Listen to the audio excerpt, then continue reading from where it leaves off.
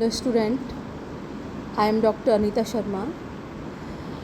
In School Management and Leadership class in third unit, today I will discuss the school, its function and relationship with society. विद्यालय, जिसकी उत्पत्ति स्कॉला इस यूनानी शब्द से हुई है, जिसका अर्थ है अवकाश। इसका स्पष्टीकरण करते हुए A.F. लीच ने लिखा है, वाद विवाद वार्ता के स्थान जहां एथेंस के युवक अपने अवकाश के समय को खेलकूद, व्यवसाय, युद्ध के प्रशिक्षण में बिताते थे, धीरे धीरे दर्शन और उच्च कलाओं के स्कूलों में ये परिवर्तित हुआ। एकेडमी के सुंदर उद्यानों में व्यतीत किए जाने वाले अवकाश के माध्यम से स्कूल का विकास हुआ। विद्यालय शब्द को परिभाषित करते हुए J.M. रॉस ने कहा है कि school are institutions devised by civilised man for the purpose of aiding in the preparation of the young for well adjusted and efficient member of society. John Dewey ने भी इसको परिभाषित करते हुए बताया है कि school is a special environment where a certain quality of life and certain type of activities and occupations are provided with the object of securing the child's development along desirable lines. Need of the school. विद्यालयों की आवश्यकता हमें इसलिए होती है क्योंकि जिस तरीके से समाज में प्रगति होती है उसी हिसाब से ज्ञान में भी वृद्धि होती है। जब मनुष्य की आवश्यकताएं बढ़ती हैं तो उसके हिसाब से व्यक्ति के ज्ञान में निरंतर वृद्धि होने के कारण जो ज्ञान है उसको हम जो हमारी सोशल और कल्चरल हेरिटेज है उसको सुरक्षित भी रखना होता है, इसको विकसित भी करना होता है और इसका हस्तांतरण भी करना होता है। तो इस दृष्टि से विद्यालयों की अत्यधिक आवश्यकता महसूस हुई कि हम अपनी भावी पीढ़ी को किस तरीके से ज्ञान को ट्रांसफ़र करें, ज्ञान को प्रदान करें। इसलिए विद्यालयों की आवश्यकता जो है महसूस की गई। फंक्शन ऑफ द स्कूल, विद्यालय के कार्यों को रूब्रेकर के अनुसार इन्होंने विद्यालय के 3 तरीके के कार्य बताए हैं, जैसे संरक्षण का कार्य, मतलब उसको प्रिजर्वेटिव वर्क होते हैं, दूसरा प्रोग्रेसिव वर्क होते हैं और इस तरीके से जो है व्यक्ति के विकास के लिए, बालकों के विकास के लिए और इन कार्यों की आवश्यकता होती है जो कि जिनको कि हम फॉर्मल फंक्शन भी स्कूल्स के कह सकते हैं। टॉमसन ने भी विद्यालय के 5 कार्य बताए हैं जिसमें कि हम मेंटल ट्रेनिंग, कैरेक्टर ट्रेनिंग, समुदाय के लिए व्यक्ति को प्रशिक्षित करना, ट्रेनिंग ऑफ द कम्युनिटी और राष्ट्रीय गौरव और देश प्रेम का प्रशिक्षण, स्वास्थ्य और स्वच्छता का प्रशिक्षण। तो ये कुछ महत्वपूर्ण कार्य हैं जिनको कि हम सिस्टमेटिक रूप से विद्यालय के अंतर्गत ही सीख सकते हैं। तो विद्यालय के जो कुछ फॉर्मल फंक्शन होते हैं इसमें development of the mental power, हम मानसिक शक्तियों का विकास, बच्चों के स्वतंत्र विचार शक्तियों का डेवलपमेंट विद्यालय के अंतर्गत ही हो सकता है। And cultivation of a dynamic and balanced mind, हम बच्चों में जो है एक बैलेंस्ड माइंड का निर्माण विद्यालयों के अंतर्गत ही कर सकते हैं क्योंकि विद्यालय का जो औपचारिक कार्य है बच्चों को ऐसा ज्ञान देना जो स्वयं साध्य न हो परंतु साध्य को प्राप्त करने का एक साधन होना चाहिए। इससे जो है हमारा गतिशील और संतुलित मस्तिष्क का विकास होता है। Preservation improvement and transmission of the culture. संस्कृति की हम विद्यालयों के माध्यम से सुरक्षा करते हैं, उनमें सुधार करते हैं और इसका हस्तांतरण भी हम इसके माध्यम से करते हैं। वोकेशनल एंड इंडस्ट्रियल एजुकेशन भी विद्यालयों के माध्यम से बच्चों को दी जाती है, जिससे कि बच्चों की आजीविका की समस्या का सुधार हो सके।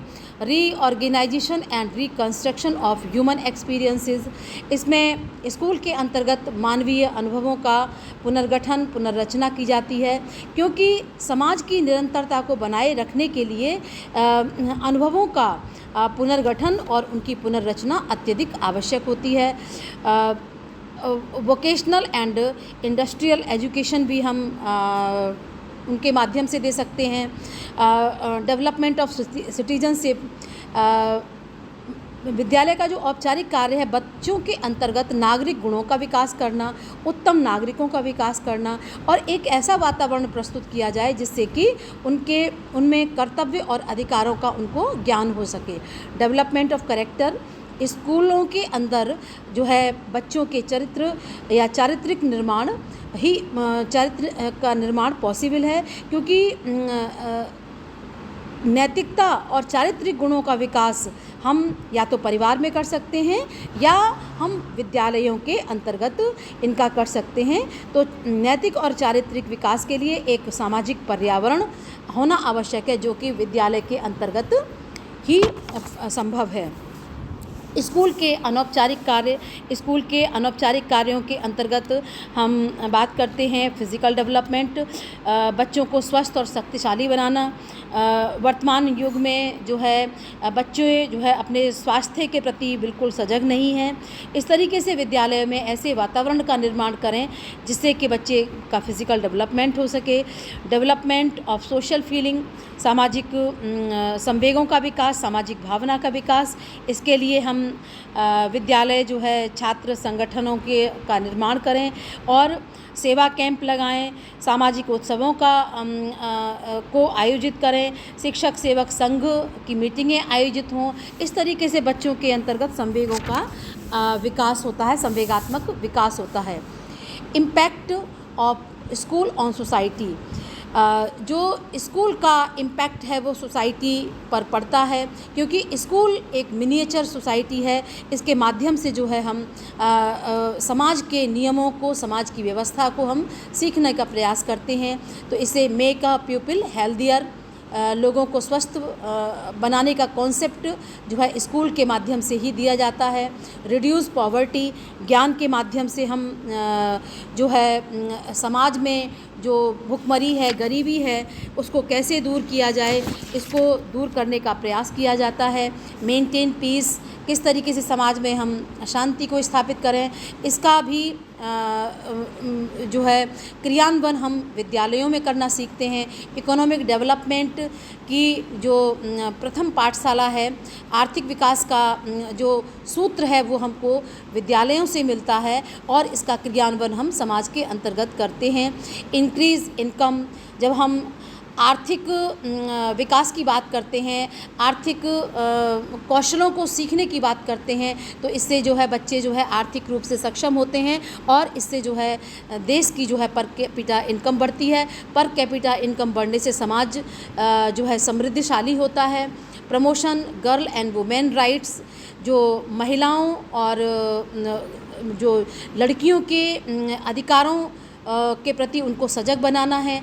तो अगर हम महिलाओं को उनके अधिकार और कर्तव्यों के प्रति जागरूक करेंगे तो ऐसा माना जाता है कि महिलाएं जो है शिक्षा के प्रचार और प्रसार में उनकी जो है बहुत एक महत्वपूर्ण भूमिका होती है, क्योंकि जो महिलाएं हैं वो दो परिवारों को समृद्ध करने का प्रयास करती हैं।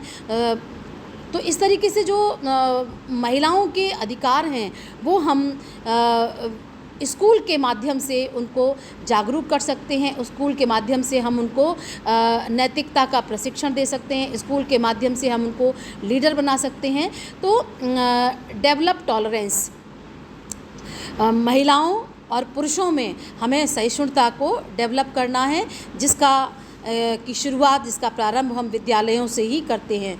प्रोड्यूस फ्यूचर लीडर, भविष्य के नेताओं का निर्माण भी विद्यालयों के अंतर्गत किया जाता है। Preservation of the social change, जो भी सामाजिक परिवर्तन में जो कुछ अच्छाई होती है उसको हम प्रिजर्व करते हैं, बाकी की चीज़ों को हम क्या करते हैं, हटा देते हैं, और अच्छी चीज़ों को हम मतलब दूसरी पीढ़ी तक ले जाने का प्रयास करते हैं। सोशलाइजेशन ऑफ द चाइल्ड, बच्चे का हम समाज के परिस्थितियों के अकॉर्डिंग उसका समाजीकरण करने का भी प्रयास करते हैं।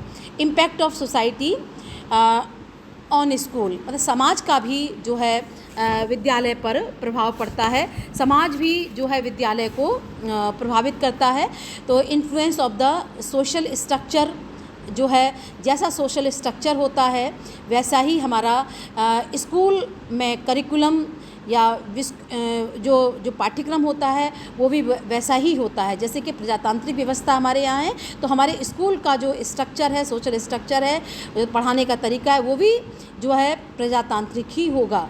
Influence of the economic condition भी स्कूल को प्रभावित करती हैं। एंड रिलीजियस कंडीशन, समाज की जो धार्मिक स्थितियाँ होती हैं वो भी विद्यालयों को प्रभावित करती हैं। जैसे कि हमारे यहाँ धर्मनिरपेक्ष शिक्षा की व्यवस्था है, धर्मनिरपेक्ष सर्वधर्म समभाव की हम अपने विद्यालयों में शिक्षा देने की बात करते हैं। And influence of society thoughts, और उसी के अकॉर्डिंग जो है, जैसे कि प्रजातंत्र है तो उसी के अकॉर्डिंग ही हमारे जो थॉट्स होंगे, सामाजिक विचार होंगे, वैसे ही होंगे। हम परोपकार, न्याय, भ्रातृत्व की भावना, सहिष्णुता, समरसता इत्यादि थॉट्स को अपने विद्यालयों में देने का प्रयास करेंगे। Influence of the social change, और सोशल चेंज के माध्यम से भी जो है हम इन महत्वपूर्ण गुणों को लाने की कोशिश करेंगे, और जो चीज़ें हमारे लिए ज़रूरी नहीं है उनको हटा करके जो नई चीज़ें हैं उनको लाने का प्रयास करेंगे।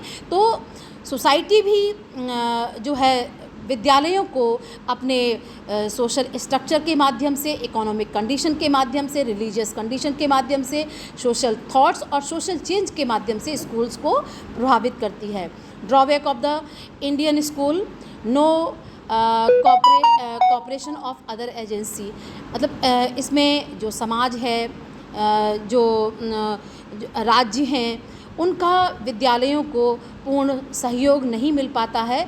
इस कारण जो है विद्यालय के अंतर्गत जिन चीज़ों को दिया जाना चाहिए, जिन कॉन्सेप्ट को निर्मित करना चाहिए, वो चीज़ें निर्मित नहीं हो पाती हैं। तो जो हमारी एजेंसी हैं, चाहे वो हमारी एजेंसी गवर्नमेंटल हो या नॉन गवर्नमेंटल एजेंसी हो, उनको विद्यालय को पूरी तरीके से सहयोग करना चाहिए। एम्फेसिस सब्जेक्ट मैटर, जो हमारा सब्जेक्ट मैटर है वो वर्तमान परिप्रेक्ष्य को ध्यान में रख करके वो सब्जेक्ट मैटर अगर हम बच्चों को पढ़ाएंगे, उससे जो है हम नए समाज का निर्माण कर सकते हैं। लेकिन जो एक पुरानी पाठ्यक्रम जो चला आ रहा है उसमें कोई चेंज नहीं होता है, उन्हीं चीज़ों को हम पढ़ते और पढ़ाते हैं, तो वो उससे एक समाज में परिवर्तन नहीं हो सकता है, न व्यक्ति की विचारों और धारणाओं में परिवर्तन हो सकता है। वन साइडेड डेवलपमेंट, आज हम ऑल राउंड डेवलपमेंट की बात करते हैं, लेकिन विद्यालयों में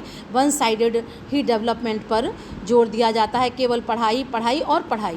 तो विद्यालयों में जितनी भी एक्टिविटीज़ हैं, शारीरिक मानसिक, उन एक्टिविटीज़ को कराने पर बल देना चाहिए।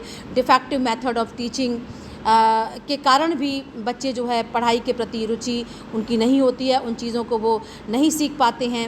Negligence of the individual differences को विद्यालयों के अंतर्गत मतलब उन पर पूरी तरीके से ध्यान नहीं दिया जाता है, जबकि बात इंक्लूसिव एजुकेशन की हो रही है, लेकिन हम इंडिविजुअल डिफरेंसेस को भी जो है अपने स्कूल्स में अप्लाई नहीं कर पा रहे हैं। लैक ऑफ मॉरल डेवलपमेंट, जो मॉरल डेवलपमेंट की बात है, हम बच्चों के मॉरल डेवलपमेंट की बात करते हैं कि बच्चे आदर्श उनका चरित्र हो, लेकिन वही चीज़ें जो है टीचर और प्रिंसिपल में भी अपने चरित्र में, अपने मॉरलिटी में उन चीज़ों को, अपने बातों को अपने व्यक्तित्व में उतारना होगा, तभी हम बच्चों से ये अपेक्षा मॉरल डेवलपमेंट की कर सकते हैं। लैक ऑफ वोकेशनल एजुकेशन, केवल जो है पाठ्यक्रम के अंतर्गत औपचारिक शिक्षा की बात की जाती है। औपचारिक शिक्षा में वोकेशनल एजुकेशन को बिल्कुल भी नहीं रखा गया है, क्योंकि अगर हम स्कूल के साथ ही अगर वोकेशनल एजुकेशन को हम अगर जोड़ देते हैं तो बच्चे का जो रुझान होता है उस वोकेशन या उस स्किल के प्रति होता चला जाता है, और धीरे धीरे वो उस स्किल में उसके परफेक्शन आने लगता है। तो इन सब चीज़ों का लैक ऑफ है, lack of the creative, constructive and creative activities भी जो विद्यालयों में ऑर्गेनाइज नहीं कराई जाती हैं, तो ये भी इंडियन स्कूल्स के ड्रॉबैक हैं। Suggestion for improvement of the school, democratic nature of the school का होना चाहिए, cooperation of the agency, different agencies जो मैंने बताई, राज्य है, परिवार है, नॉन गवर्नमेंटल ऑर्गेनाइजेशन है, NGOs हैं, उन सबको सहयोग विद्यालय के विकास में, उसके डेवलपमेंट में करना चाहिए। Cooperation of the agencies, emphasis on child's personality, बच्चों के ऑलराउंड डेवलपमेंट की बात करनी चाहिए, एंड उनका जो व्यक्तित्व है, पर्सनालिटी डेवलपमेंट पर भी बच्चों के जोर देना चाहिए। ऑलराउंड डेवलपमेंट भी हम विद्यालयों के अंतर्गत ऐसे कोर्सेज, ऐसी कक्षाएं चलाएं जिससे कि बच्चे का ऑलराउंड डेवलपमेंट हो सके। स्कूल का एनवायरनमेंट जो है कॉन्जीनियल एनवायरनमेंट होना चाहिए, जिससे कि बच्चे उनके सकारात्मक दृष्टिकोण का और सकारात्मक चरित्र का विकास हो सके। डायनामिक मेथड ऑफ टीचिंग को हमें अपनी शिक्षण पद्धति में अप्लाई करना चाहिए। एम्फेसिस ऑन इंडिविजुअल डिफरेंसेस को भी हमें अपनी शिक्षण पद्धति में एक्सेप्ट करना चाहिए। Provision of the vocational education को हमें प्रायोरिटी के साथ अपने पाठ्यक्रम में रखना चाहिए, जिससे कि बच्चों का धीरे धीरे किसी व्यवसाय के प्रति रुझान हो सके। एम्फेसिस ऑफ सोशल वैल्यूज़ को भी हमें पर बहुत जोर देना चाहिए अपने विद्यालयों के अंतर्गत। And experience of the community life, हम विद्यालय के अंतर्गत कम्युनिटी लाइफ को एंजॉय कर सकें, इसका भी डिफरेंट जो है हमें एक्टिविटीज़ जो है विद्यालय के अंतर्गत कराई जानी चाहिए, जिससे कि क्योंकि कहा है कि विद्यालय समाज का लघु रूप है, तो उस लघु रूप में ही हमें क्योंकि आगे उसको समाज के अंतर्गत जाना है, तो वो पूरी तरीके से ट्रेंड होकर के, स्कूल से ट्रेंड होकर के पूरा तरीके से निकले, तो समाज में वो एक आदर्श नागरिक की एक महत्वपूर्ण भूमिका प्ले कर सकता है। Thank you class.